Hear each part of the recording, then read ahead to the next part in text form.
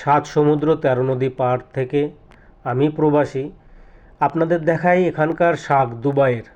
সারা বছরই কম বেশি এখানে শাক সবজি সবই পাওয়া যায়, দামের হেরফের হয়।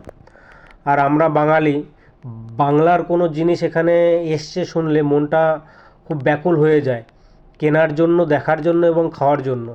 তা এখন গরমের সিজন, আর গরমে পাট শাকটা খুব ভালো লাগে। সকালে একজনের মুখ থেকে শুনলাম মার্কেটে পাট শাক এসেছে, তাই এক আঁটি পাট শাক নেওয়ার জন্য আর এক আঁটি লাল শাক নেওয়ার জন্য এসেছি। তা পাট শাক একদম অল্প কটা, ছাড়ালে হয়তো একবারও একজনের হবে না, কিন্তু কিছু করার নেই, ওই ডালের মধ্যে দিয়ে খাবো। মাঝে মধ্যে রান্না করতে এই সিজনটায় পাট শাক দিয়ে ডাল, তাই আর কি।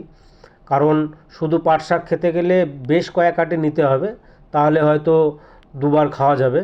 আর যা দাম, এটার দাম এখানকার 2.95 ফিলস, মানে এখানকার প্রায় 3 টাকা, যেটা বর্তমান ভারতীয় 70 টাকার কাছাকাছি। তা কিছু করার নেই, ওই এক আঁটি নেবো আর কি। আর সাথে ওই বললাম একটা লাল শাকের আঁটি নেব।